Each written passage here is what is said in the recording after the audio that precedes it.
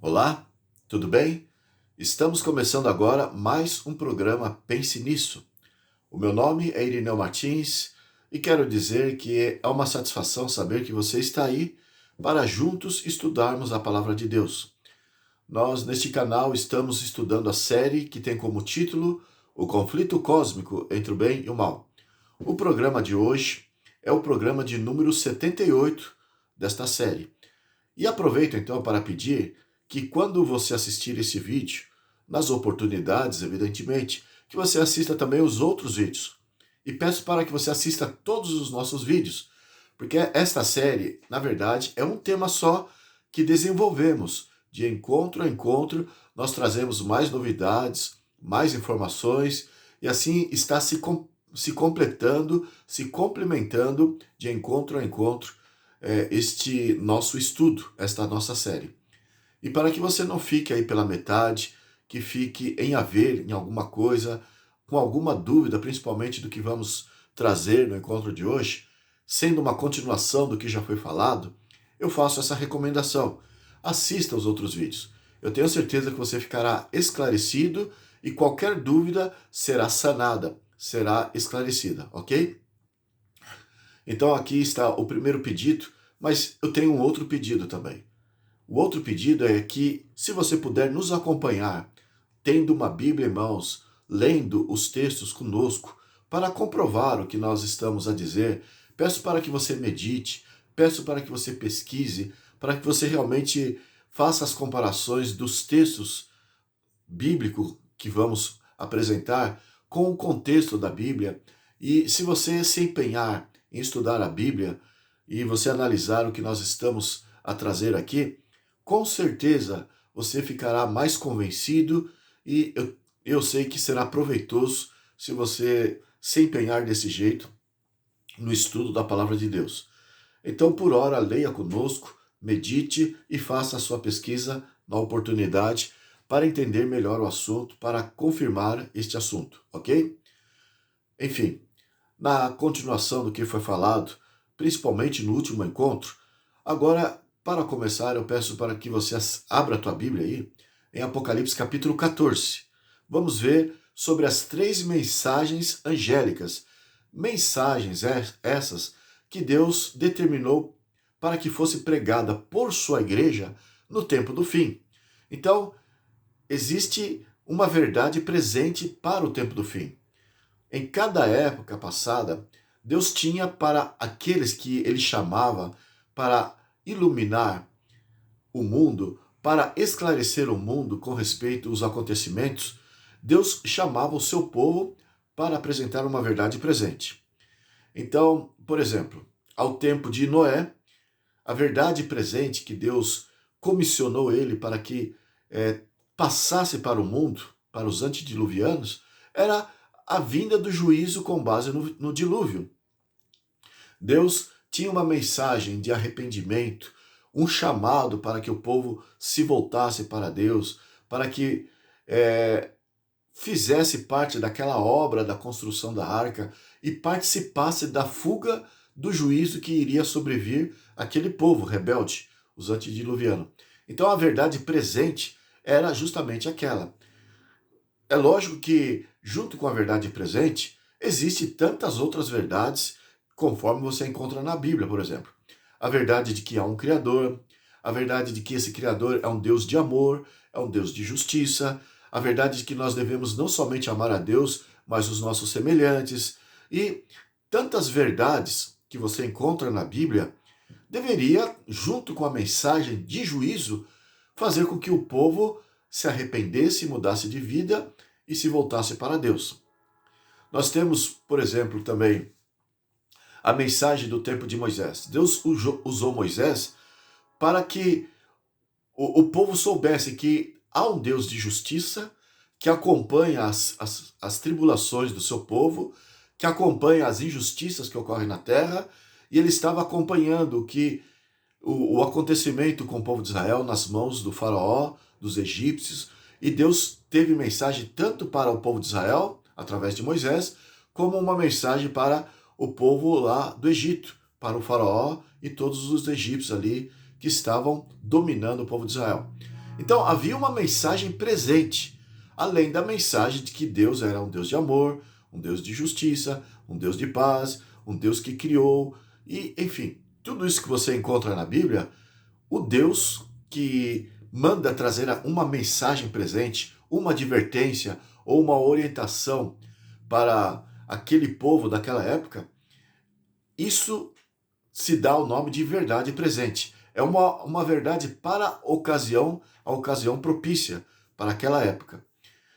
Depois ali de Moisés, podemos ver uma verdade presente, avançando no futuro, de João Batista, de que estava ali presente entre eles, o povo de Israel, o Messias prometido. E o tempo havia se cumprido.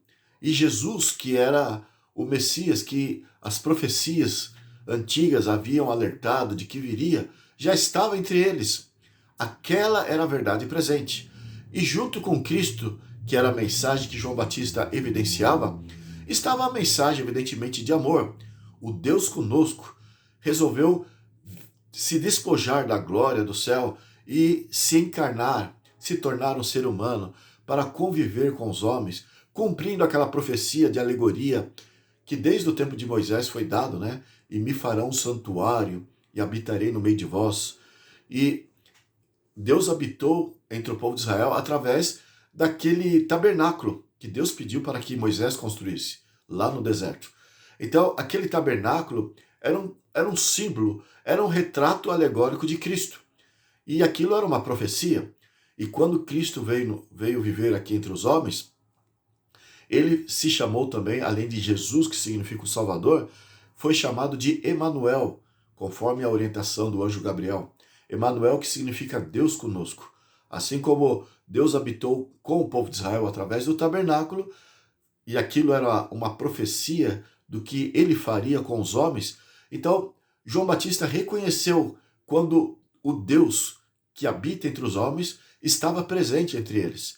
Então nós temos a verdade presente, que era uma mensagem de juízo, porque o próprio Jesus, ao revelar o amor de Deus através da sua vida, através das suas palavras, das suas obras, ele revelou o amor de Deus, mas também revelou a justiça. O exemplo de como Deus não se deixa escarnecer, apesar da sua tolerância, apesar da sua longanimidade, e Cristo demonstrou isso, foi aquele momento que ele virou as bancas dos comerciantes ali no templo de Jerusalém, e ele às vezes alterava a voz com os líderes de Israel, os líderes judeus ali. Enfim, a verdade presente sempre revela fatos da Bíblia sobre a personalidade, sobre o caráter de Deus, mas também uma mensagem especial para que o povo se arrependa, para que o povo aceite de que esse Deus de amor, esse Deus de justiça, há de cobrar dos homens aquilo que ele faz com as oportunidades que Deus lhe concede. Então, sempre tem esta verdade presente de época em época. Mas temos verdades presentes também no tempo da Reforma, de que a verdade presente era de que a Bíblia era a autoridade máxima na Terra. Os reformadores, Martinho Lutero e antes dele, Wycliffe, Hus, Jerônimo e tantos outros vieram aí, antes de Lutero mesmo, e eles vieram já erguendo as Escrituras, dizendo que é a Bíblia, que as Escrituras, está acima de qualquer autoridade temporal. A voz do Papa era inferior à palavra de Deus, porque na época se acreditava, o Papa fez com que se pensasse que a sua voz era como se fosse a voz de Deus na Terra. E de repente, os reformadores, ao estudarem as Escrituras, eles descobriram esse desvio teológico que se pregava e eles mostraram que a Bíblia tem outros ensinos, tem outros valores, está acima daquilo que o homem ensina. Ele estava ensinando, estava defendendo e se acreditava.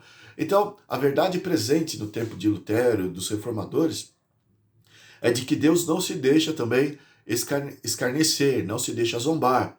E eles fizeram a parte deles, mostrando que há um juízo contra aqueles que alteram a palavra de Deus. E é por isso que eles ergueram em uníssono suas vozes em acusar o papado como sendo o anticristo, que seria condenado no fim da história deste mundo. E eles trabalharam nesse sentido. Mas para o tempo do fim, o tempo em que Jesus falou que haveria mais enganos, o tempo que a Bíblia fala que Satanás estaria mais irado, né, do que qualquer outra época da história. Então, para esse tempo do fim, onde haveria falsos cristos, falsos profetas, em Mateus 24, Jesus alertou que seria assim, onde seria mais difícil o valor que as pessoas dariam nas Escrituras. Jesus também disse: quando vier o Filho do Homem, porventura encontrará fé na terra. Um tempo em que a ciência, ao se multiplicar, faria com que o amor das pessoas se esfriassem. Então, em todos os aspectos, os tempos mais difíceis seria o tempo do fim. E, quanto a isso, Jesus, evidentemente, deixaria o Apocalipse para trazer revelações especiais para esse tempo. E é por isso que nós estamos nos valendo do Apocalipse, entre outros livros da Bíblia, sem dizer que o Apocalipse é especial, além dos outros livros da Bíblia, sem dizer nesse sentido, mas apenas para dizer que o Apocalipse é uma revelação especial. A revelação é especial, mas não é um livro especial, ou seja, mais importante do que os outros livros da Bíblia. Porque, conforme eu disse, no Apocalipse se encontra e se confirma todos os livros da Bíblia. Você vai entender mesmo o livro do Apocalipse se você pesquisar nos outros livros da Bíblia, do Gênesis até o último livro ali, que é Judas, que antecede o livro do Apocalipse. Mas o fato é que o Apocalipse é o livro que Deus usou para mostrar para nós que a sua igreja, no tempo do fim, iria pregar uma verdade presente. E essa verdade presente é o que nós vamos ler aqui, na consideração de hoje. As 3 mensagens angélicas do capítulo 14 do Apocalipse. Então, sintetiza tudo que está no Apocalipse. E é um dever da sua igreja trazer essa orientação para o mundo todo. E tem a ver com a mensagem da Bíblia no seu total, todas as doutrinas da Bíblia, todas as exortações, todos os conselhos, todas as admoestações, enfim, todas as doutrinas, tudo que a Bíblia ensina, o Apocalipse coloca aí para que a igreja ensine ao mundo. Através do Apocalipse, há essa revelação desse dever da igreja. Mas, além dessas coisas que é comum todas as igrejas saberem, podemos dizer assim, o Apocalipse fala que a igreja remanescente de Deus, de uma forma especial no tempo do fim, iria trazer essa mensagem que é tida como a verdade presente, que diz respeito ao juízo de Deus e as advertências finais para o tempo do fim. Então tem esse toque especial nesse sentido. Nós temos o livro do Apocalipse, e o Apocalipse então coloca em evidência esse dever da igreja do Senhor no tempo do fim. Mas vamos analisar então para entender melhor o que eu estou a dizer. Apocalipse 14, dos versos 6 em diante. Nós lemos assim: Vi outro anjo voando pelo meio do céu, tendo um evangelho eterno para pregar aos que se assentam sobre a terra, a cada nação e tribo e língua e povo. Então, o anjo aqui, vamos começar com essa consideração.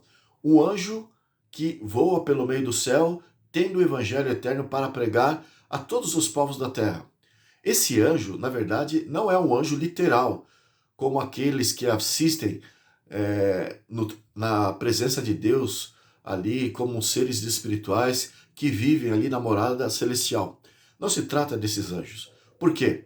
Porque eles têm a missão de pregar o evangelho. E essa missão, Deus, ou Jesus, que é Deus, né? Ele incumbiu aos discípulos, aos seres humanos. Mateus 24, 14, ele disse para os discípulos: Ide por todo o mundo e pregar o evangelho a cada nação, tribo, língua e povo, né? E ali você encontra o dever que ele comissionou para a igreja. Isso também está lá em Mateus capítulo 28, os versos 17, 18, 19 e 20. Então, ali no Mateus 24, 14 diz: E este evangelho do reino será pregado a todo mundo, em testemunhas todas as nações, então virá o fim.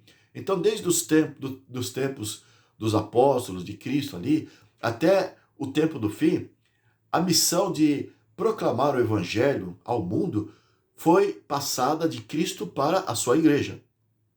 E quando fala desse anjo, que no grego é Angelos, está falando da igreja pregando para o mundo todo. Por que o termo anjo que é colocado aqui? É porque anjo, na verdade, significa aqueles que levam a mensagem. São os mensageiros de Deus. E aqui está falando da igreja de Deus, evidentemente, que vai iluminar o mundo. Lá em Mateus 28, Jesus falou: ide por todo o mundo, ensinando todas as coisas que eu vos tenho dito, batizando em nome do Pai, do Filho, e quem crer e for batizado. Então tem toda aquela orientação ali. Você encontra também em São Marcos, capítulo 16, verso 15, 14, 15 e assim por diante. Então ele comissionou a igreja, e é esta igreja que é tida de forma alegórica aqui no Apocalipse como sendo o anjo que voa pelo meio do céu com o evangelho eterno. O fato de dizer aqui que esse anjo, esses mensageiros estão a voar, significa que no tempo do fim, porque o evangelho vai ser pregado realmente a toda criatura, a toda nação, tribo, língua, isso vai ser pregado no tempo do fim, para que Jesus volte. Repito, Mateus 24, 14, então está em harmonia com esse acontecimento aqui. Então, o fato de estar voando, ser descrito assim, é uma figura de que a mensagem seria levada de forma muito rápida. Porque quando se voa, não existe esse obstáculo terrestre. Não existe montanhas para se transpor. Não existe muralhas ou cidades para se penetrar, para fazer com que aquilo fique estagnado. A verdade, ela avança como se estivesse voando livremente pelo céu. E hoje, através da tecnologia, os meios de comunicação que nós dispomos, nós podemos entender o que Deus, há 2000 anos atrás, quis dizer da pregação do Evangelho através da sua igreja, ir a todas as pessoas do globo como se estivesse numa velocidade de uma ave, de um pássaro voando pelo meio do céu. E, enfim, nós temos essa colocação aqui da missão da igreja, da parte de Deus para o seu povo. E vamos ver aqui agora o verso 7. Dizendo em grande voz. Então, o que ela foi pregar para todos? O verso 7 explica: temei a Deus e dai-lhe glória, pois é chegada a hora do seu juízo. Adorai aquele que fez os céus, a terra, o mar e as fontes das águas. Então, a primeira mensagem angélica, que são 3 aqui do capítulo 14, que essa igreja deve notificar a todos os habitantes da terra, tem a ver com o assunto de temer a Deus. Na Bíblia, se você for estudar, o termo temer pode ser aplicado a homens também. Porque temer, na verdade, está relacionado com obediência. Não diz apenas no sentido de temer com angústia, com medo que costumeiramente nós podemos falar ou pensar, né? Mas temer no sentido de reverenciar, de reconhecer e de obedecer. E nesse sentido nós podemos temer ao homem e podemos temer a Deus. Mas aqui, o verso 7, temei a Deus e dai-lhe glória.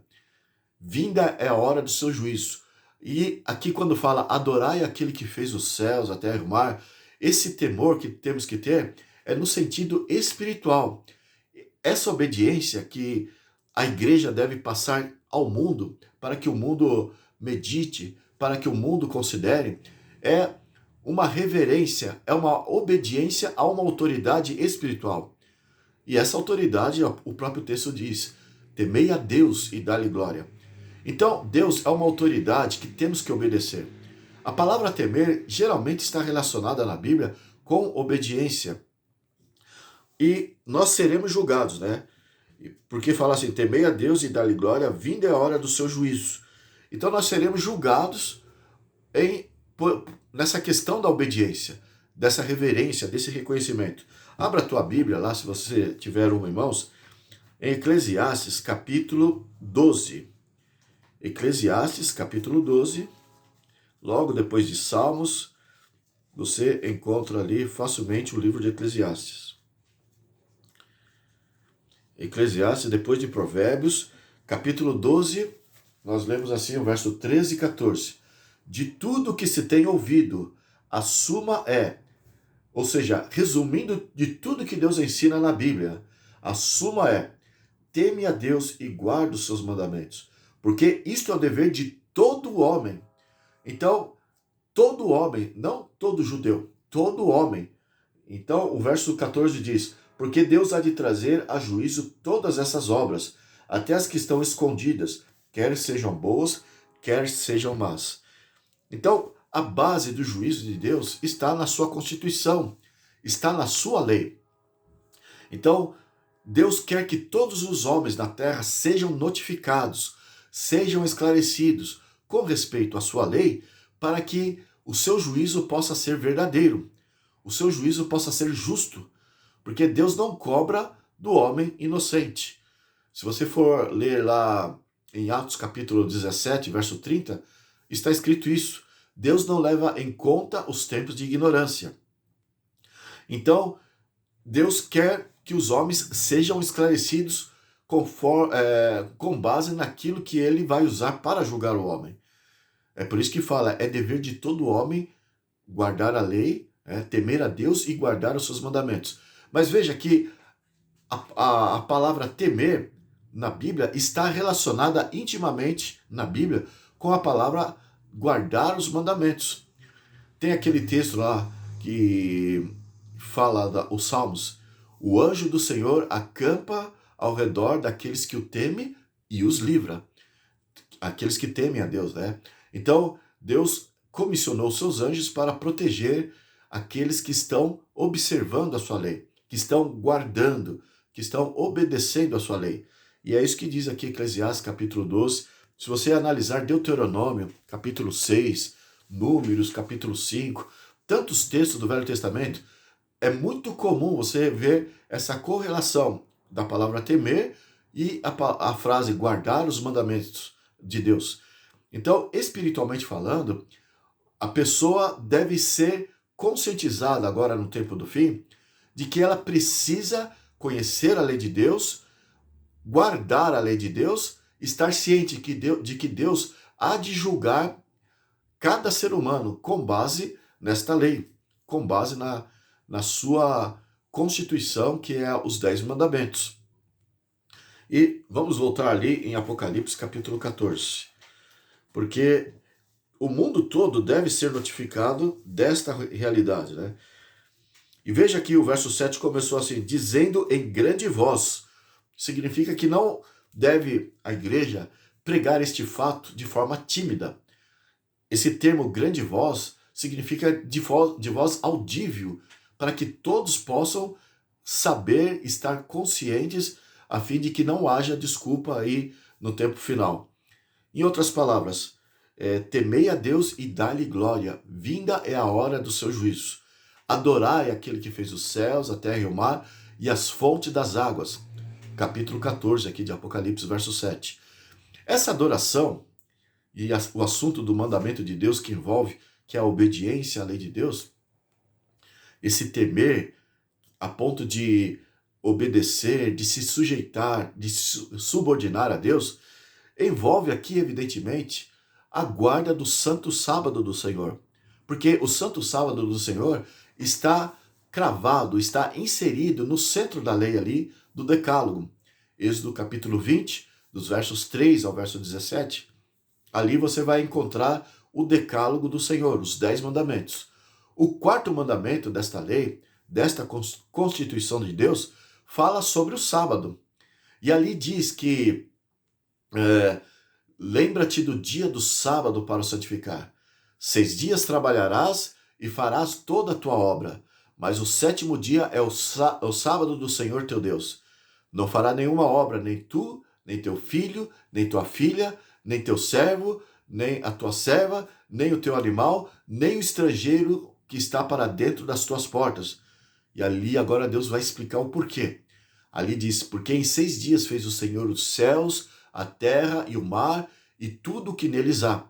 E ao 7º dia descansou e abençoou e santificou o dia de sábado.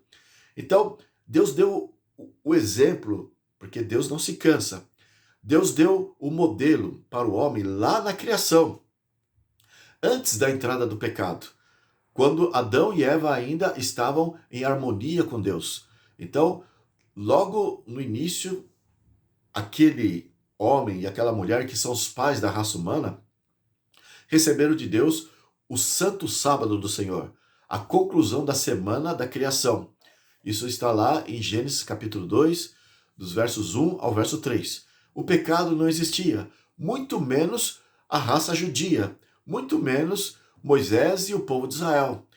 E é bom enfatizar isso, porque as pessoas aí que estão abrindo a Bíblia estão com a Bíblia em mãos, estão abrindo a Bíblia, estão dizendo que a Bíblia tem uma doutrina chamada de uma doutrina dispensacionalista, de que houve fases que Deus agia de um jeito, ensinava de um jeito e considerava de um jeito, e de repente fases que era de outro jeito, e eles colocam 7 fases aí, 7 dispensações. É uma doutrina que está a se pregar nos púlpitos da maioria das igrejas, nominalmente, conforme dizem que são igrejas cristãs.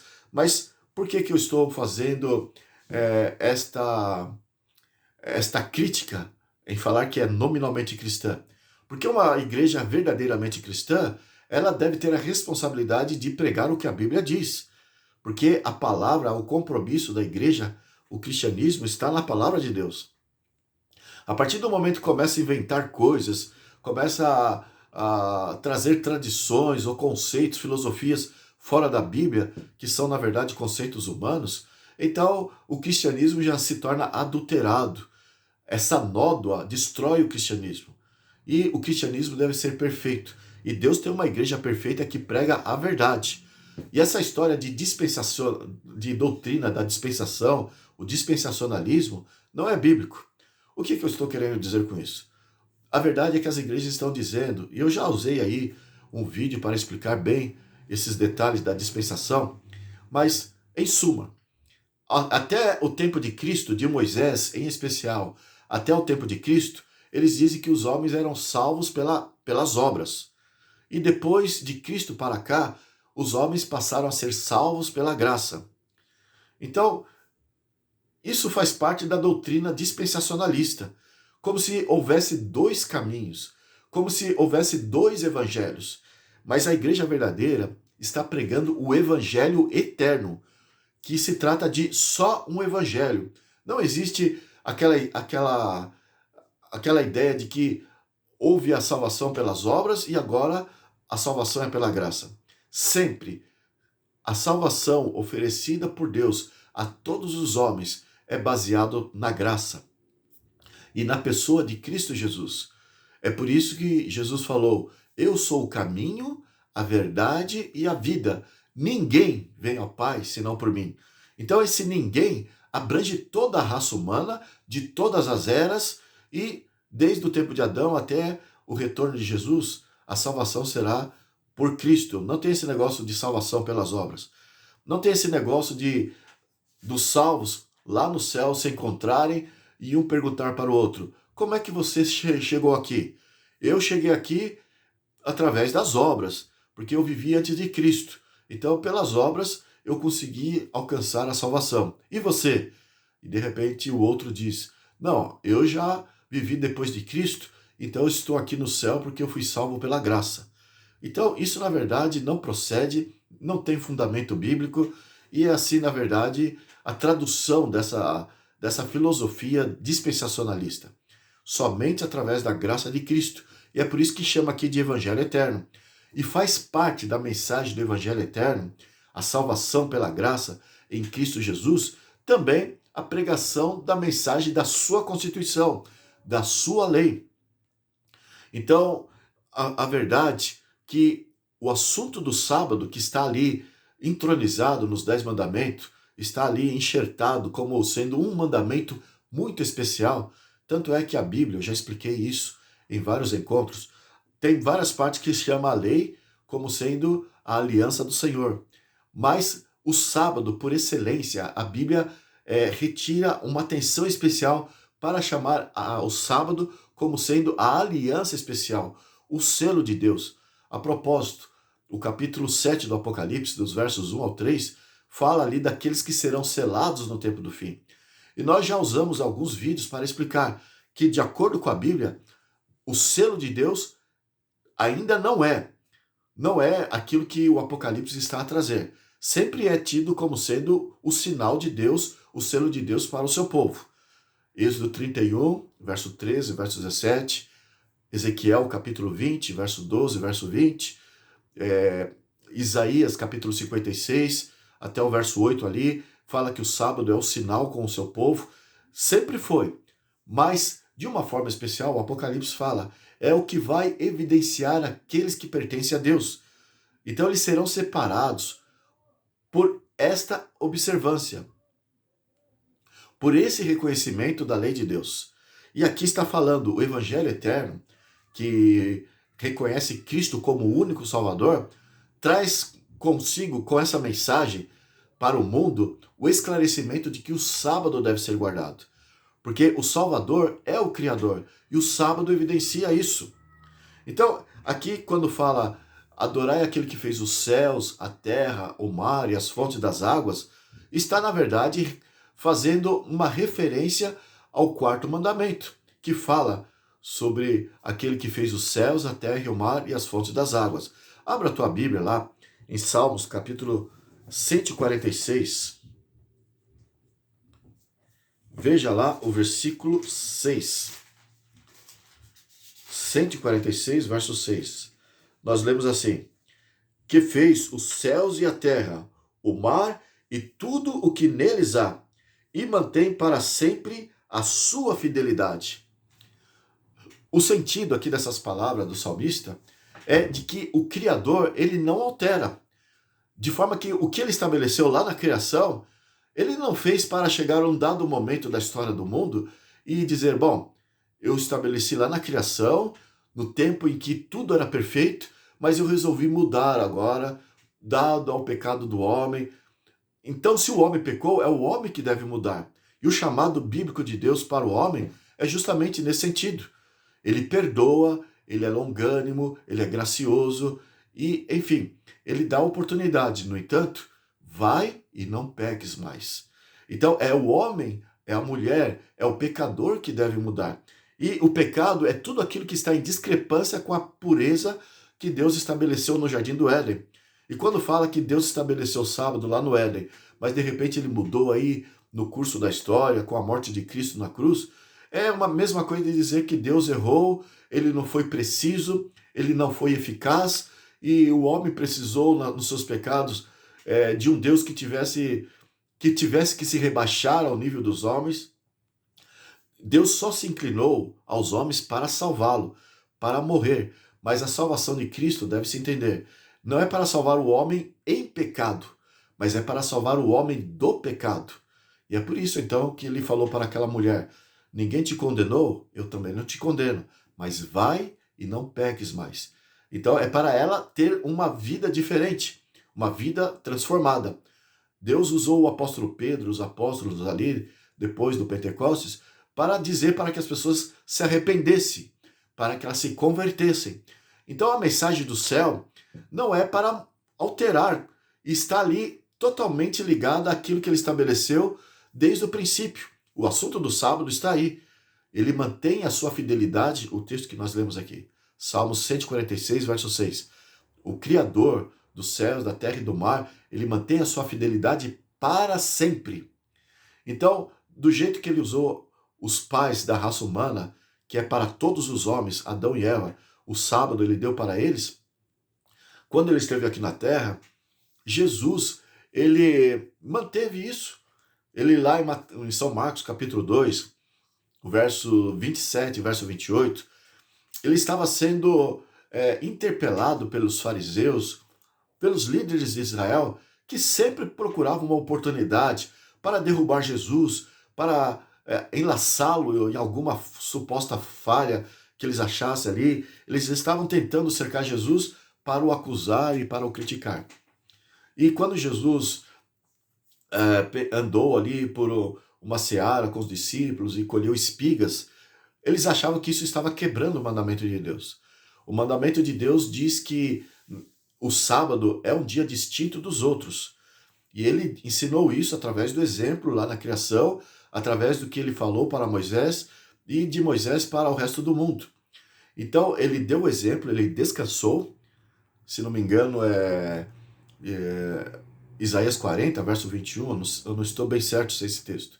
Mas tem um texto de Isaías que fala que Deus não se cansa e nem se fadiga. E não precisava nem a Bíblia dizer isso, que é muito fácil de você entender que, pelo poder da sua palavra, tudo veio a existir. Então não tinha nem mesmo por que Deus ficar cansado na criação. Então, Deus descansou, Deus abençoou o sábado de uma forma especial.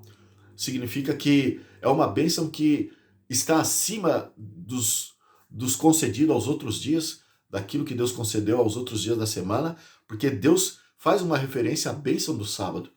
E além dessa bênção do sábado, diz lá Gênesis 3, 1 a 3. Em Gênesis capítulo 2, 1 a 3. Deus santificou o sábado. Significa que ele separou para ele.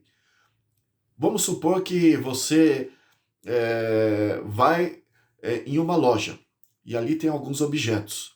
E você compra 7 objetos. Aí você chega na sua casa e você fala para sua família, olha, eu estou colocando esses 6 objetos aqui à parte para que vocês possam usar. Né? Mas vamos supor que seja xícaras. Xícaras para tomar chá, para tomar um leite, um copo de leite. E ele separa 6 para a família. E fala, mas essa daqui, esta xícara é minha. A palavra santificar significa Deus separar para ele. Então eu estou usando esse exemplo para que você entenda bem. Então, você fez essa compra das xícaras numa loja, chegou na sua residência com a família, separou 6 para a família e falou, mas essa daqui é minha. E todos foram esclarecidos porque você foi muito claro, foi muito óbvio ali nas palavras. Mas de repente alguém, num determinado momento, num determinado dia, alguém da família, resolvesse pegar e dizer, olha, agora você toma os teus líquidos, o teu suco, a tua água, o teu leite, aí toma nessa outra xícara, porque nós vamos usar a tua xícara e todas as xícaras são iguais. Estou dando esse exemplo, mas acho que você está entendendo o que eu quero dizer. Como que você se sentiria? Você iria dizer, tá, tudo bem, já que você quer considerar desse jeito, então que seja assim. Você ia agir desta maneira ou você iria cobrar de quem fizesse isso como estando errado aquela atitude? É lógico que você iria trazer à tona, você iria lembrar o que você havia dito ali, né? Eu disse para você, você está esclarecido. Esta xícara eu proibi de vocês usarem, porque esta é minha. As outras vocês têm direito de usar, mas esta é minha. O assunto do sábado aqui, lá no livro do Êxodo, capítulo 20, o 4º mandamento, começa assim, lembra-te do dia do sábado para o santificar. E faz essa memória lá da criação. Deus separou. Então não é para o homem pegar numa determinada época da história e dizer, olha, já que todos os dias são iguais, então nós vamos dizer que essa consideração de Deus não tem muito valor. Então, se você pensa desse jeito, a igreja de Deus está no mundo, comissionada por Deus para esclarecer que as coisas não funcionam desse jeito. Nadab e Abiú, Levítico capítulo 10, ali fala que eles eram sacerdotes. E eles tiveram esse problema de considerar as coisas de forma leviana. E o que eu estou dizendo? Eles, como sacerdotes, eles tinham que pegar o fogo do altar de ofertas queimadas, o altar de sacrifícios lá do pátio do templo, lá, do tabernáculo, ali do santuário, e da brasa ali daquele altar, onde se imolavam os cordeiros, levar para dentro do santuário, no lugar santo, e ali havia o altar de incenso, o incensário. Então, daquela brasa acendida, ele acendia o altar de incenso. E ali, aquele incenso aromático era aceso e subia aquele perfume dentro do santuário, que era um símbolo da oração, né, que é efetuada por Cristo a favor do seu povo aqui na terra. Enfim, ali, simbolicamente, Deus deixou essa tarefa e eles tinham que cumprir. Era só através do sacrifício do cordeiro, da brasa de lá, que era aceito a oferta, símbolo da oração, dentro do santuário. Mas acontece que, num determinado momento, Nadab e Abiú, aqueles dois sacerdotes, na sua, na sua oportunidade de oficializar ali, de oficiar ali o cerimonial, eles confabularam entre si. Bem, por que nós vamos nos apegar àquele mandato antigo que os anciãos, carolas, com a mente fechada, ortodoxos, fanáticos, fazem questão de levar a sério? É. Eles dizem que Deus falou, mas será que Deus vai considerar assim? Aí eles começaram a explorar esse conceito e eles pensaram: fogo lá do altar é o mesmo fogo fora do altar, porque fogo é fogo. Todo fogo queima, todo fogo é igual. E assim eles acenderam um fogo ali diferente, não o fogo ali lá do altar de ofertas queimadas, e foram acender dentro do tabernáculo, ali no lugar santo, no altar, o incensário. Foi acender o incenso. O que diz a Bíblia? Eles foram sumariamente fulminados naquele momento, Nadab e Abiú. E Levítico 10 conta essa história. O versículo 10 diz: isso aconteceu porque eles não souberam distinguir o santo do profano. Então, não é uma coisa de que a pessoa não sabia, é uma questão da pessoa ser rebelde. E o assunto do sábado é tão relevante para Deus que ele começa o quarto mandamento dizendo: lembra-te, eu separei o sábado. Não é para você se aventurar em querer anular isso. E Malaquias capítulo 6, Tiago 1, verso 17, tem também no Evangelho, textos que falam que Deus não muda, Deus não altera o que saiu da sua boca, Deus, nele não há sombra de variação de mudança, né? Então não existe mudança, a sua palavra permanece para sempre.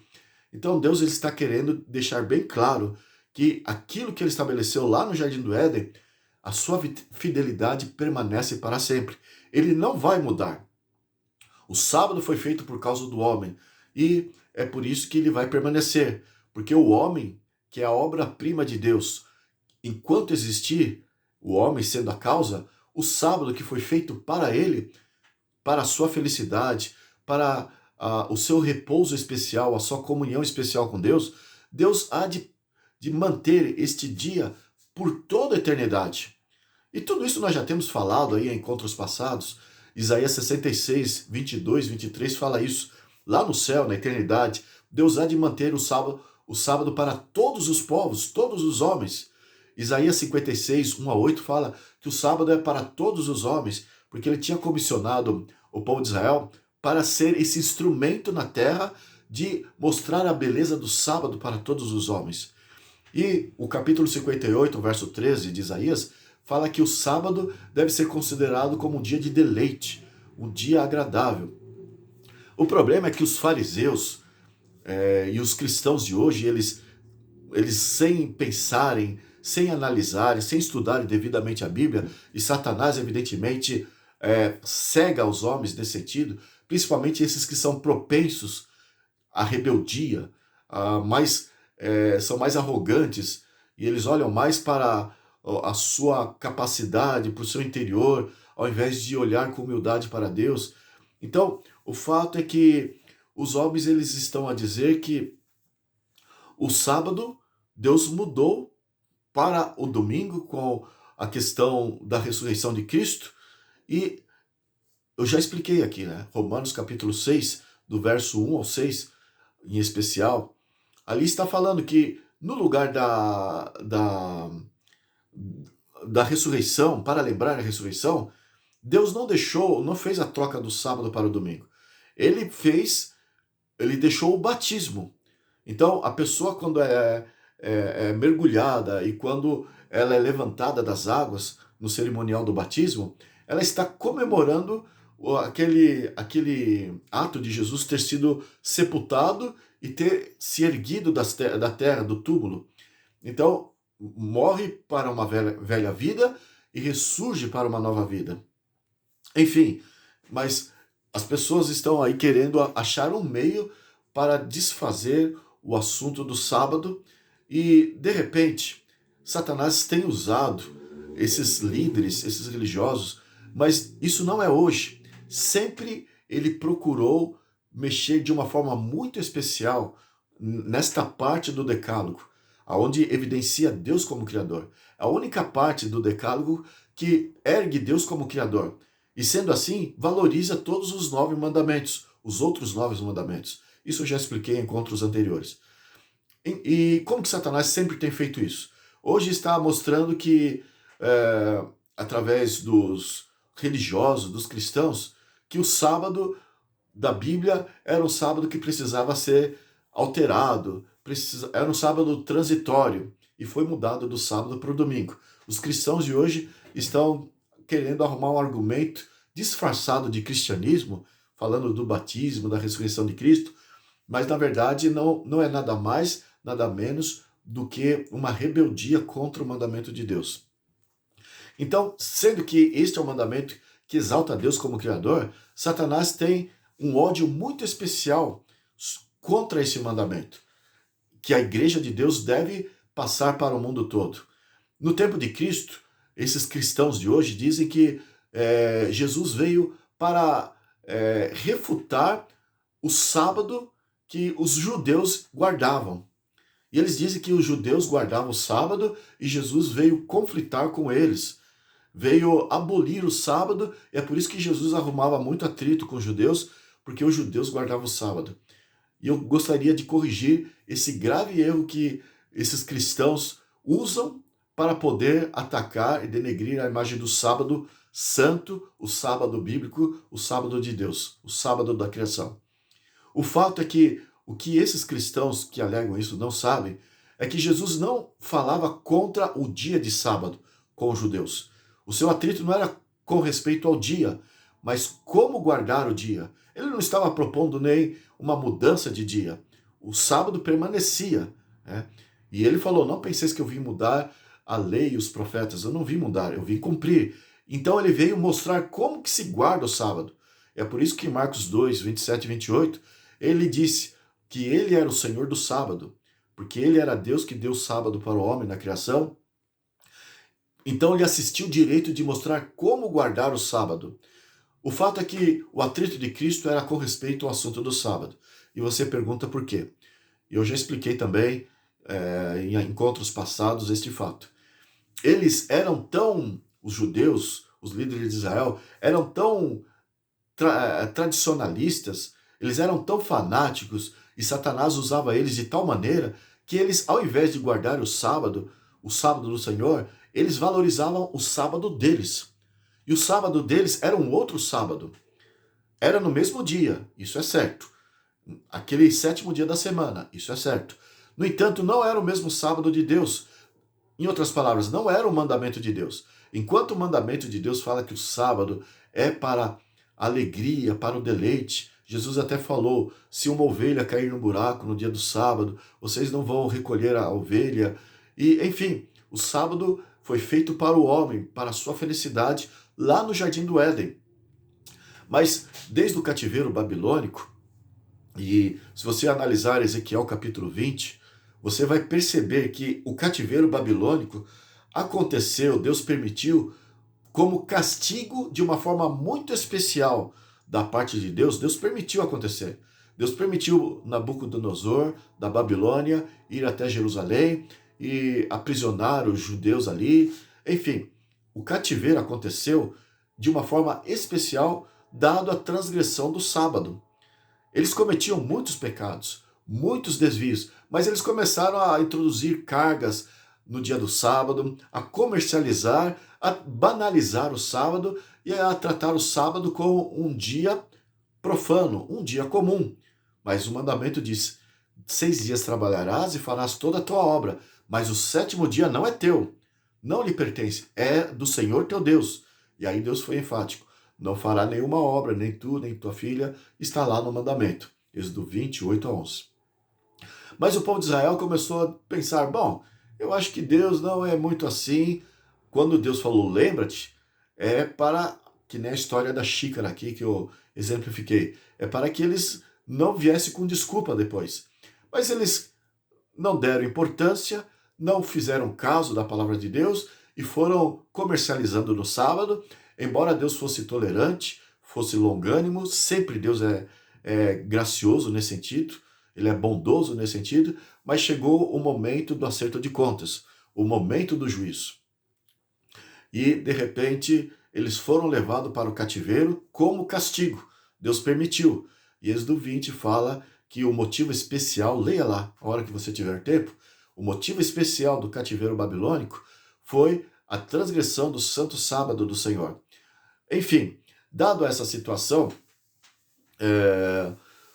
o fato é que o povo de Israel, ele começou a criar, os judeus que estavam ali, os rabinos que estavam ali na Babilônia, começou a criar conceitos para que o povo de Israel não viesse mais a profanar o sábado, porque eles sabiam que o motivo especial, Ezequiel, Jeremias, Deus usou os profetas para mostrar isso, né? Que o motivo especial era a transgressão do sábado.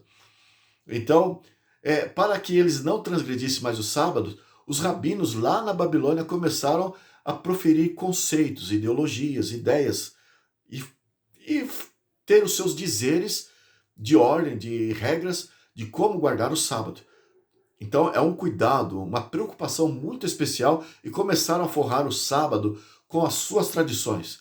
No sábado não pode isso, no sábado não pode aquilo, não pode andar mais de 1.000 metros, não pode carregar uma cadeira, não pode ir em tal lugar, não pode levantar, não pode sentar, não pode olhar para a direita, não pode olhar para a esquerda.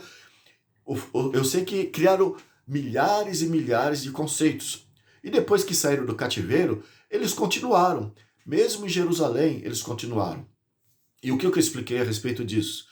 Lá, sobre esses dizeres, essas tradições dos rabinos judeus, lá na Babilônia, se chamava a Mishnah.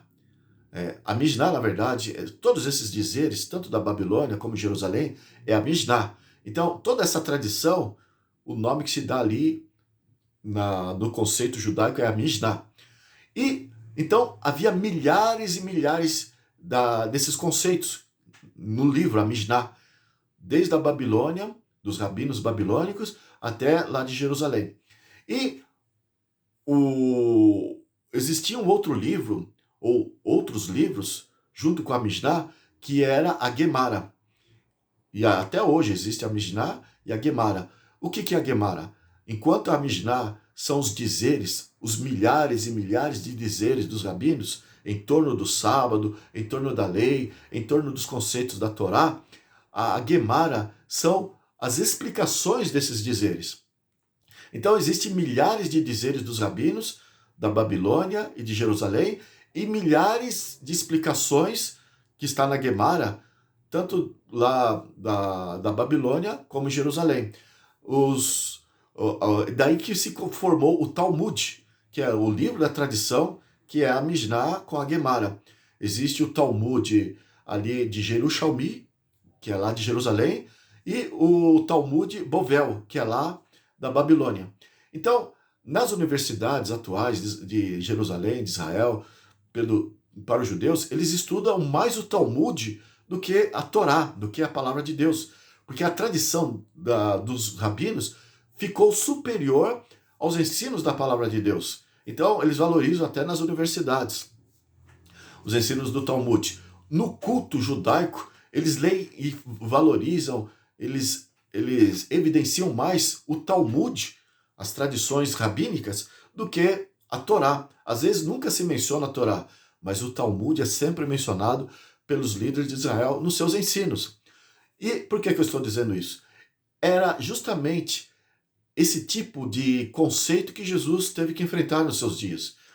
Então, era contra as tradições dos rabinos que Jesus trabalhava. Veja lá em Mateus capítulo 15. Mateus capítulo 15, verso 3. Nós lemos assim. Mateus 15, verso 3. Eu estou dando aqui um exemplo, mas existem muitos outros. Diz assim: ele, porém, lhes respondeu, a Jesus contra os fariseus, contra os líderes de Israel. Então ele lhes respondeu: por que transgredis vós também o mandamento de Deus por causa da vossa tradição? E aqui ele faz uma menção no verso 4, né? Porque Deus ordenou: honra teu pai e tua mãe. Então é o mandamento de Deus. É o quinto mandamento do decálogo. E quem maldisser a seu pai ou sua mãe seja punido de morte. Porque a quebra do mandamento, né, implica na morte. Deus ilustrou para o tempo de Israel para que eles pudessem passar para o mundo esse juízo com base na lei de Deus. Mas veja ainda o verso 9. Mateus 15, verso 9. E em vão me adoram, ensinando doutrinas que são preceitos de homens. Então Jesus falou que esses preceitos de homens, essas tradições que ele tinha que lidar dia a dia dos fariseus, era coisa vã, era coisa fútil, inútil. E assim são os homens. Eles transgridem a lei de Deus por causa das suas tradições. O assunto do domingo, por exemplo, que fala, olha, em memória à ressurreição, nós resolvemos fazer essa transferência da guarda do sábado para o domingo. Então, isso é uma tradição, não tem fundamento bíblico. A Igreja Católica confessa que isso advém da autoridade do Papa medieval, lá dos tempos, principalmente ali do quarto século, né? E, de repente, os cristãos mais modernos, os protestantes, aderiram a essa ideia, não avançaram na pesquisa da Bíblia, se conformaram com aquele ensino e mantêm, e abrem a Bíblia, mesmo não encontrando nenhum verso da Bíblia apoiando essa tradição, eles transferem o sábado, que é tão citado, que é tão mencionado na Bíblia, eles colocam de lado, colocam à parte e evidenciam o domingo como o dia do Senhor. Então Jesus falou: em vão vocês me adoram, guardando preceitos de homem. Então é um culto vão. E temos vários textos aqui que provam esta falácia. Mas Jesus já havia falado ali, depois ensinando que o povo de Israel deveria aprender. Em Hebreus capítulo 4, faz uma comparação do sábado edênico, do quarto mandamento, o sétimo dia da semana, como sendo um símbolo da graça, né? Então faz essa comparação e fala que o povo de Israel precisava entender. O capítulo 8 de Hebreus, o verso 10, fala que Deus, através de Cristo, através do Espírito Santo, iria fazer as pessoas entenderem que a lei não é para ser guardada pela força, pela coerção ou pela pressão. A lei deve ser guardada por amor. E ali fala, né? Colocarei os meus mandamentos no seu coração, escreverei no seu coração. Então, foi escrito os mandamentos pelo dedo de Deus em tábuas de pedra. E agora faz essa comparação de que ele haveria de escrever os seus mandamentos no coração do seu povo. E nesse sentido que Jesus falou: se me amais, guardareis os meus mandamentos. E ali então, conforme Apocalipse 14, 6 e 7, envolve a guarda do sábado. O mundo deve ter consciência de que é imperioso guardar o sábado. E você sabia? Nós somos salvos não pela lei, nós somos salvos pela graça. Mas Deus deixou o sábado, e está sendo evidenciado ali na primeira mensagem angélica, está sendo evidenciado isso, o sábado, porque ali faz esse toque, adorai aquele que fez os céus, a terra, o mar e as fontes das águas. Está evidenciando o sábado, porque, na verdade, a guarda do sábado que Deus deu lá no Éden é o maior emblema da graça de Deus para o homem. E você agora aí deve ficar confuso. Como que eu posso dizer que a graça é evidenciada pelo sábado e é o maior emblema de Deus símbolo da graça de Deus para o homem. Aonde eu encontro base para dizer isso? E você deve estar pensando como é que fica a cruz, como é que fica Cristo. É lógico que o sábado, sem Cristo, sem a cruz, não é nada. Mas acontece que antes mesmo do homem entrar em pecado, Deus já mostrou o seu amor através do sábado. E eu explico por que é símbolo da graça.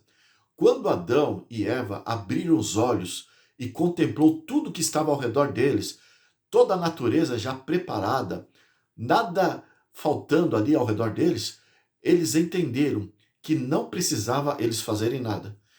Tudo estava completo, tudo era perfeito. Então, sendo que eles tiveram consciência deste fato, Deus mostrando isso para eles, é que na criação ali fala que no dia seguinte eles receberam de Deus o sétimo dia da semana, o sábado. E lá em Jó capítulo 38, dos versos 1 a 6, se não me falha a memória, é uma descrição de um encontro cultico entre Deus e todas as estrelas com os anjos, juntamente com Adão, ali para comemorar. É aí que fala, né? Deus abençoou, santificou e descansou no sábado. Significa um encontro cultico com o primeiro casal da face da terra. Isso aconteceu no sábado. Então, nós temos aqui a verdade de que o sábado é o emblema da graça. E os judeus não entendiam. Então Deus, através de Hebreus 4, lá, o apóstolo Paulo, que escreveu o livro de Hebreus, fala que do jeito que ele deu a terra santa, a Jerusalém, Israel, para que o povo descansasse da sua peregrinação pelo deserto, representando este mundo, tudo aquilo era um emblemático. Deu sábado também para representar o descanso do homem em Deus.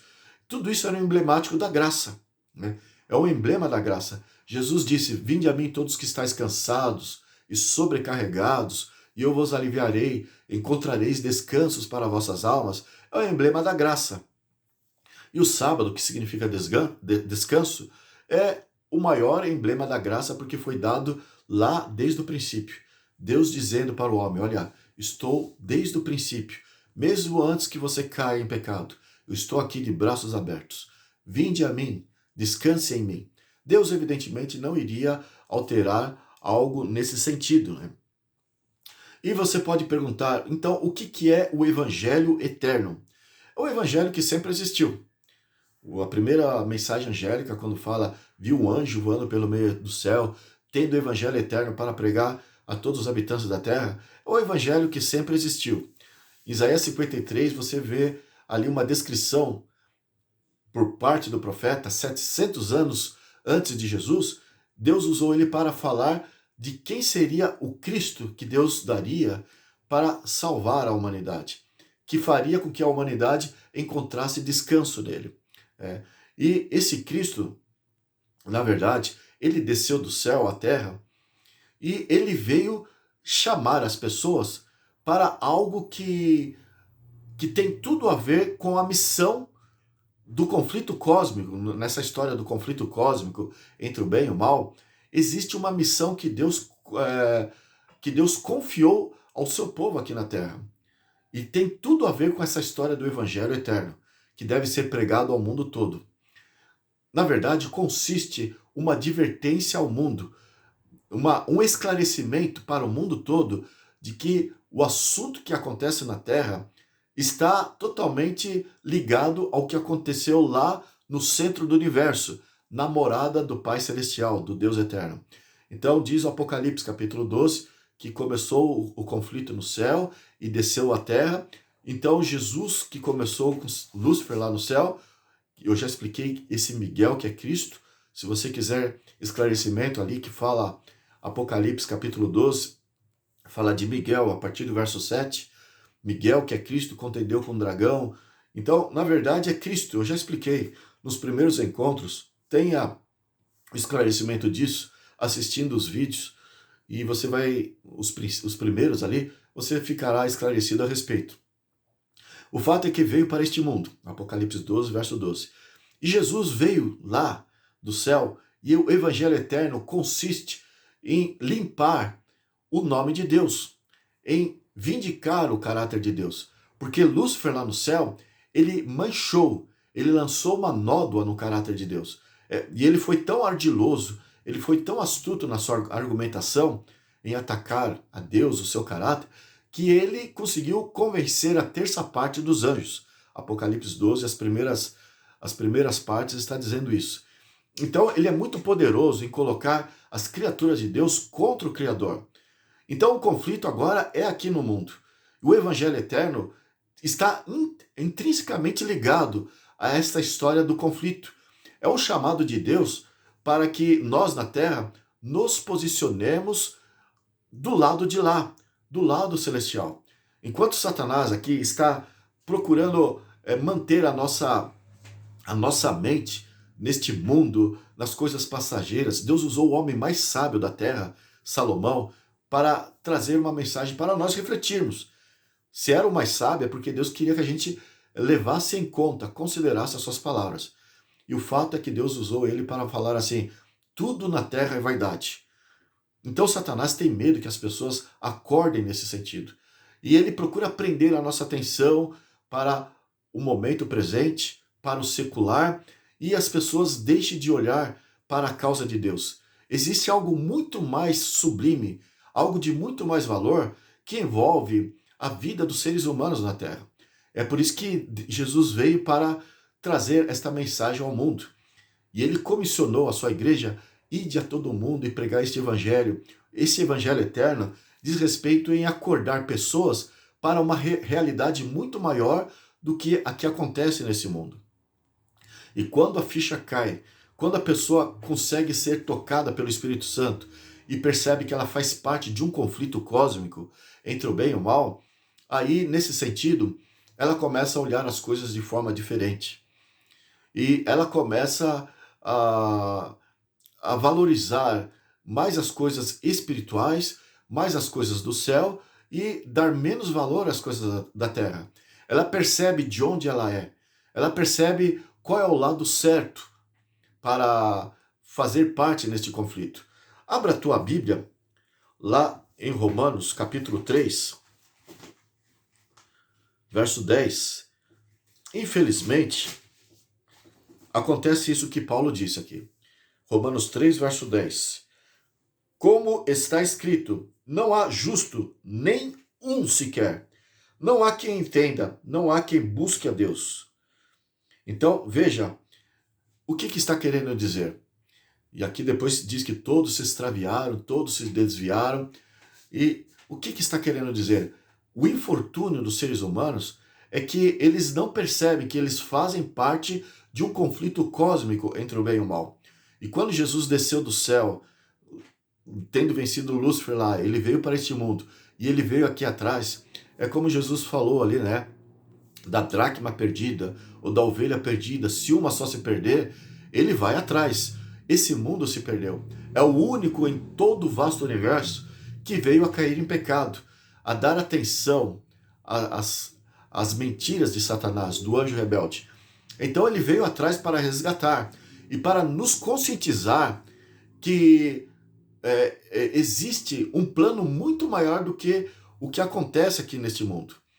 E Satanás está aí procurando manter a nossa atenção, os nossos propósitos, as nossas prioridades para as coisas que são passageiras, para as coisas temporais, as coisas terrenas. Enquanto Jesus, ele veio justamente para que nós olhássemos para cima, existe uma eternidade ao lado do Criador. Estamos fazendo parte desse conflito. Enquanto Satanás quer fazer você ser terreno e limitado, Deus está querendo fazer você ser espiritual, celestial e eterno. João Batista, ele olhou para Jesus lá às margens do Jordão e chamou os discípulos e falou: está vendo aquele homem? Ele é aquele que vem do céu e fala das coisas do céu. Nós somos da terra e falamos das coisas da terra. Isso está lá em São João capítulo 3, dos versos 31 em diante, o verso 30, verso 31. Então, o que João Batista quis dizer nessas palavras? Que Jesus, ele veio trazer valores eternos que são acima dos nossos valores. E o chamado de Deus para a sua igreja, ele comissionou a sua igreja no tempo do fim para pregar no mundo todo coisas que excedem aquilo que é da terra. Então Satanás, ele está muito irado nesses últimos dias, está trazendo transtornos na natureza, catástrofes naturais, destruições, morte, tantas coisas. Em primeiro lugar é para acusar a Deus, para fazer as pessoas olharem para Deus como sendo o responsável. Enquanto Deus permite Satanás fazer isso, para que as pessoas se arrependam dos seus pecados, é isso que eu mencionei no encontro passado, o propósito de Deus permitir Satanás agir, trazendo todas essas mazelas à raça humana, é para que as pessoas olhem a direção em que estão caminhando, para que se arrependam verdadeiramente e busquem a salvação em Cristo Jesus. É aquele que tem a solução, é aquele que pode ajudar. Mas Satanás, por outro lado, ele usa essas mazelas e leva as pessoas a olharem para Deus como sendo o responsável. E as pessoas são conduzidas por Satanás a buscarem soluções em si mesmas. E elas então buscam os seus conceitos, buscam valorizar os seus pensamentos, as suas ideologias, a sua religião. E assim como os fariseus, né? Eles eram extremamente religiosos, mas eles não queriam ter parte nenhuma com Cristo. Então Satanás leva as pessoas, até incentiva o lado religioso das pessoas, desde que não tenha parte com Cristo. E de repente nós estamos diante de um conflito, né? Um conflito, mas Jesus ele ensinou como viver em meio a todas as desgraças. Abra lá a sua Bíblia em São Mateus capítulo 5, verso 16. Lá no Sermão da Montanha, Jesus diz assim: assim brilhe também a vossa luz diante dos homens, para que vejam as vossas boas obras e glorifique a vosso Pai que está nos céus. Então, Jesus falou, olha, para a sua igreja, para o seu povo, sejam firmes, sejam fiéis, sejam resistentes, sejam perseverantes. E por mais que aconteça coisas ruins, podemos parafrasear com base em todos os ensinos bíblicos, por mais que as coisas sejam difíceis para vocês, é que as suas boas obras possam fazer com que os homens olhem para algo melhor, olhem para Deus. A solução não está aqui na terra, a solução não está no homem, nos métodos do homem, a solução está em Deus. E então eleve outras pessoas, leve as outras pessoas a olharem para cima.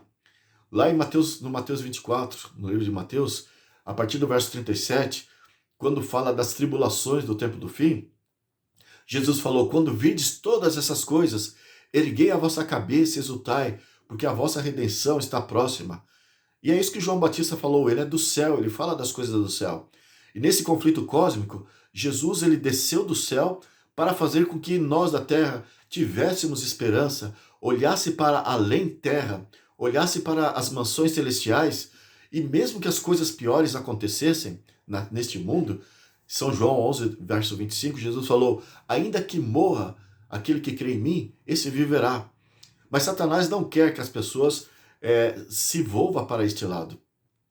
E é por isso que ele está aí trazendo inúmeras atrações, está procurando despertar o homem para as coisas corriqueiras, e ele está no desespero, porque o mundo está se desmoronando, está terminando, em fase terminal, e ele não sabe que malabarismo fazer para manter a atenção dos homens no mundo. Mas Deus está usando isso para fazer as pessoas terem esperança na vida eterna. Algo melhor, algo superior. Lá em São Mateus 6,33, Jesus falou, buscar em primeiro lugar o reino dos céus. As coisas da terra vêm depois. Não vos preocupeis com o que é a vez de comer, beber, vestir. Enquanto o evangelho eterno faz as pessoas olharem para a eternidade, para cima, para o céu e as mansões celestiais, para o lado de Deus, para os caminhos de Deus, Satanás está procurando fazer os homens virarem as costas a esse caminho e busque a solução em si mesmo. Enfim, aqui é o Evangelho Eterno, a primeira mensagem angélica que o mundo deve ter consciência. Ficar do lado de Deus, se submeter à sua lei, que é a sua Constituição, que é a sua norma de regra celestial, é, e fazer com que as pessoas reconheçam a graça de Cristo, que a salvação não é pelas obras, mas é pela graça, e que a pessoa se arrependa dos seus pecados. E é com base nessa lei que ela será julgada. Vinda é a hora do seu juízo. Então nós temos que ter consciência desse requerimento de Deus. Ele espera que todos tomem consciência. Ele está usando a sua igreja para notificar o mundo nesse sentido. Agora, as duas últimas mensagens angélicas. Vamos voltar lá para Apocalipse 14. O verso 8 diz assim: Seguiu-se outro anjo, o segundo, dizendo: Caiu, caiu a grande Babilônia, que tem dado a beber a todas as nações do vinho da fúria da sua prostituição. Essa segunda mensagem angélica é uma revelação de Deus através da sua igreja. Então, enquanto a igreja de Deus vai em todo mundo anunciando a verdade de Deus sobre a lei, sobre a graça, sobre a oportunidade, que Deus concede para o mundo, e o convite para que o mundo se arrependa dos seus pecados.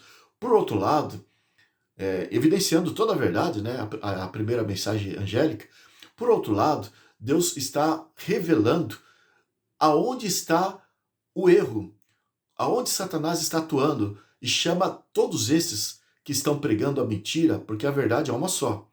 Tudo mais, como Jesus falou, quem não é por mim, é contra mim. Lá em Mateus capítulo 12, verso 30 em diante, Quem comigo não ajunta, espalha. Ou seja, a parte de Cristo, o aprisco de Jesus, está aqui. É uma única coisa unida, dentro da verdade, embasado na verdade. Fora da verdade, espalha. E é isso que se chama de Babilônia. É isso que nós temos falado aí sobre o exército de Satanás. E aqui faz parte da missão desta igreja conscientizar o mundo do que é a Babilônia. Caiu, caiu a grande Babilônia. Então Deus não tem nada a ver com essas igrejas que estão se unindo, junto com os estadistas, política e religião se unindo e trabalhando num plano de se guardar o primeiro dia da semana, porque o Papa está mandando guardar o primeiro dia da semana. Eu já expliquei no que isso implica, e tem tudo a ver com o sinal da besta que você encontra em Apocalipse 13. Tire a sua dúvida assistindo os vídeos que já usamos para explicar isso. Então é a missão da igreja trazer esta verdade, mostrar o fato da primeira mensagem angélica, mostrar toda a verdade de Deus, incluindo a lei de Deus, junto com a sua graça, explicar que a justiça, o juízo de Deus está ali considerado com base na sua lei, e explicar que as outras igrejas que desprezam a lei de Deus é tido como Babilônia, e elas estarão unidas no tempo do fim. E a terceira mensagem angélica é uma advertência dramática de Deus. Nós lemos assim, Apocalipse 14, verso 9 em diante. Seguiu-se a estes outro anjo, e é tudo pregador, é tudo a parte da igreja, É a igreja que é esse anjo. O terceiro, dizendo, em grande voz, sempre o mundo deve ouvir, e é por isso que fala em grande voz, nada de timidez, nada em oculto. Então o que diz? Se alguém adora a besta e a sua imagem, e recebe a sua marca na fronte ou sobre a mão, também esse beberá do vinho da sua cólera, da cólera de Deus, preparado sem mistura, do cálice da sua ira, e será atormentado com fogo e enxofre diante dos santos anjos e na presença do Cordeiro. A fumaça do seu tormento sobe pelos séculos dos séculos, e não tem descanso algum, nem de dia e nem de noite, os adoradores da besta e da sua imagem, a quem quer que receba a marca do seu nome. E aqui fala do final, quem é essa igreja que terá essas três mensagens? O verso 12, Apocalipse 14, 12 diz, essa igreja, ou seja, que vai trazer essas três mensagens angélicas, diz aqui está a perseverança dos santos, os que guardam os mandamentos de Deus e a fé em Jesus. Então sempre o assunto do requerimento de Deus é para que as pessoas guardem os seus mandamentos. É isso que significa temer a Deus. Mas enfim, aqui então há uma advertência dramática, essa terceira mensagem angélica. Aquele que receber o sinal da besta, o número do seu nome, esse será atormentado, um vinho sem mistura, né? Se alguém adora a besta e a sua imagem, esse recebe a sua marca na fronte ou na mão, também se beberá do vinho da cólera de Deus preparado sem mistura. Ou seja, a ira de Deus sobrevirá a esses sem misericórdia, né? Então não vai ter alento nenhum do cálice da sua ira e será atormentado. E aqui usou uma linguagem que as pessoas entendem bem, que é algo muito terrível. Eu já expliquei que aqui é uma linguagem que Deus usou para aterrorizar. É para, a princípio, chamar a atenção de quem está estudando esse assunto. Mas eu já expliquei no que consiste. Mas o fato é que será extremamente terrível cair nas mãos do Senhor, estar debaixo da sua ira. Por que que Deus vai lançar essa ira sobre isso? Porque esses foram advertidos. Então, Deus, primeiro, ele explica, olha, esse lado é a Babilônia. Então, é uma revelação. E, de repente, ele fala, olha, se você insistir em ficar na Babilônia, através da sua igreja, é isso que está sendo pregado ao mundo. Se você insiste em ficar do lado da Babilônia, ficar do lado do ecumenismo global, do sinal da besta, então você vai sofrer todas essas desgraças. E aqui nós temos essa linguagem assustadora, para que a pessoa não venha brincar com as coisas de Deus. Enfim, o fato é que nós temos aqui, lá em Apocalipse, capítulo 7, 1 a 3, fala que o selo de Deus é na testa. Apocalipse 13, verso 16, 17, também o selo da besta, o sinal da besta é na testa ou na mão. O que significa isso? Se é na testa, significa consciência. Significa que não haverá pessoas no planeta Terra que agora, no tempo do fim, será inocente. Não haverá aquele caso, eu não sabia. Se houver assim, é porque foi uma inocência voluntária. Porque Jesus falou, e este evangelho do reino será pregado a todo mundo, em testemunho a todas as nações, então virá o fim. Amós 3,7, Deus disse, Deus não fará coisa alguma sem antes revelar aos seus servos, os profetas. E Deus usa os profetas para que o mundo conheça a verdade. E nós temos também aquele texto de Atos 17, verso 30, né? Os tempos de ignorância Deus não considera, mas a partir do momento em que Deus revela, Deus então cobra. São João 15, verso 22, Jesus falou assim, se eu não viesse e não lhes houvesse falado, vocês teriam desculpa, mas agora vocês não têm desculpa dos vossos pecados. Então, veja, Deus na sua justiça, ele quer conscientizar a cada indivíduo nesse planeta e ele usa a sua igreja e está de forma rápida essa igreja notificando as pessoas aonde está o exército de Satanás, o que eles estão fazendo e qual será o resultado daqueles que permanecem do lado da bandeira de Satanás. Eles serão atormentados, e essa aqui é a terceira mensagem angélica, de uma forma indescritível. Jesus chegou a dizer, certa vez, que quando eles se virem no juízo final, do lado de fora, os perdidos, ali haverá choro e ranger de dentes. Então é uma angústia que nós hoje não podemos, evidentemente, a descrever.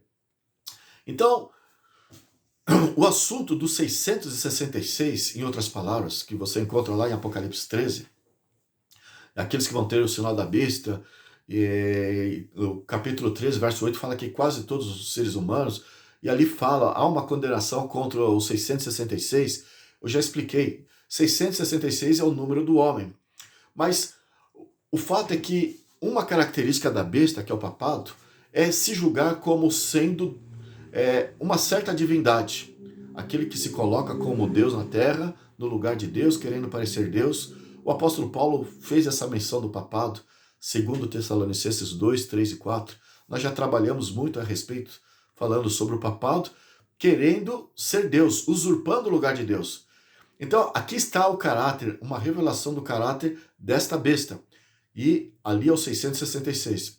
Em outras palavras, 6 é o número do homem. E a besta, ela evidencia esse número. significa que eu e ponto final. Significa que eu sei o que é certo, o que é errado, eu vou definir isso. Então aqui está o caráter da besta, e aqueles que terão o sinal da besta são as pessoas que também irão ter essa mesma posição com respeito ao que é certo, ao que é errado. Cada indivíduo vai olhar como sendo Deus e dizer, olha, eu defino isso como certo e isso como errado. É tudo relativo, né? Então a verdade para mim é eu que vou decidir e o que é errado é eu que vou decidir. Porque é assim que o Papa age no lugar de Deus, e ele tem a sua natureza, o seu caráter deturpado dessa maneira, e ele será eternizado e será morto com base em acariciar esse conceito. E todas as pessoas que serão seladas com o selo da besta irão ter esse mesmíssimo caráter, enquanto aqueles que receberão o selo de Deus terão o caráter de Deus, tanto é que terão o nome na testa do Pai e do Cordeiro, que é o reconhecimento do Criador e de Cristo, o seu Salvador. Então eles terão o caráter de Cristo, né? Na sua vida, os 144 mil, os que receberão o selo de Deus em suas testas. Apocalipse 7 fala sobre eles, no capítulo 14 também. Os que vão receber o selo da besta, por outro lado, vão ter este caráter da besta. E eles vão ficar irados, né, com o povo de Deus. E eles vão perseguir. Se você olhar lá em 1 Reis, capítulo 18, 16 e 19, o nosso tempo não vai permitir ler. Então, ali Elias foi tido como sendo perturbador. O rei Acabe falou, você é aquele que perturba Israel? Ezequiel 3, 4 a 7. O profeta Ezequiel, Deus falou, olha, você vai enfrentar as pessoas, o rei, e eles vão dizer, o povo ali, que você é um perturbador, e eles vão te maltratar, o semblante deles vai cair contra você. Isaías 58, verso 1, diz que nós temos que pregar em voz alta, doa a quem doer também. Ezequiel, aqui, esse capítulo que eu citei, fala que deve pregar mesmo que não goste, né? São João 15, verso 18, fala que as pessoas, do jeito que Jesus foi rejeitado na terra por pregar a verdade, os discípulos seriam. E olha lá também, 2 Timóteo 3, verso 2, e capítulo 4, 1 a 5, ali Paulo falou, todos aqueles que quiserem viver piamente padecerão perseguição. O mundo, em outras palavras, não está pronto, né? Aqui em Timóteo 4, 1 a 5, 2 Timóteo, fala que eles vão até sentir coceira no ouvido quando alguém falar a verdade a eles. O mundo não quer ouvir. Então é por isso que o juízo de Deus sobrevirá sobre todos. E olhe ali em São Lucas, capítulo 19, 42. São Lucas 19, 42. Eu não sei se o nosso tempo vai permitir, mas vamos tentar ir até o final aqui, antes que desligue o celular. São Lucas 19, 42, nós lemos assim. E dizia, se conheceras por ti mesma, ainda hoje, o que é devido à paz, mas isto está agora oculto aos teus olhos. Jesus estava chorando sobre Jerusalém, porque Jerusalém teve a oportunidade, ouviu tudo que ele precisava falar, Deus enviou profetas, mas Jerusalém não estava reconhecendo a sua oportunidade, estava escolhendo os seus próprios caminhos, e olha que debaixo de uma religiosidade. Eram os líderes de Israel, os judeus ali, na liderança espiritual que conduzia o povo, que estava ali fechando os olhos à verdade, que estava rejeitando a oportunidade que eles estavam tendo. E assim serve para nós hoje. Se nós ouvíssemos a oportunidade que hoje nós gozamos, mas nós não estamos dando valor. E eu tenho aqui ainda, se o tempo ainda permitir, o texto de Apocalipse 13, 15, né? Que Deus também terá o seu lado, o papado terá a sua sentença de morte. Apocalipse 13, verso 15. Nesse conflito cósmico na Terra, Satanás ele vai querer se lançar, através de homens, o seu exército, contra o povo de Deus, e vai ver o decreto de morte. Mas nós vimos também que da parte de Deus existe o decreto de morte, a terceira mensagem angélica. Então é como diz aquele ditado: se ficar, o bicho pega, se correr, o bicho come. Caifás disse lá em São João 11:50, é melhor que uma nação, é melhor que um homem morra do que uma nação toda pereça. Falando de Jesus, sentenciando Jesus. Então essa visão será trazida contra o povo de Deus, e há essa sentença de morte, mas Deus tem uma providência para salvar os seus no tempo do fim. E é esse o âmago do livro do Apocalipse, que nesse conflito final entre o bem e o mal, enquanto Satanás vai arrochar para sentenciar os filhos de Deus, Deus vai dar o troco. É Deus que vai estar por cima nessa situação final. Então, que você possa fazer a escolha certa. Que você entenda que Deus está dando oportunidade hoje para essa escolha. Por hora nós ficamos aqui. No próximo encontro nós vamos já nos encaminhar para terminar, mas eu gostaria que você pensasse nisso. Pense nisso e fique conosco até o próximo encontro. Até lá e que Deus te abençoe.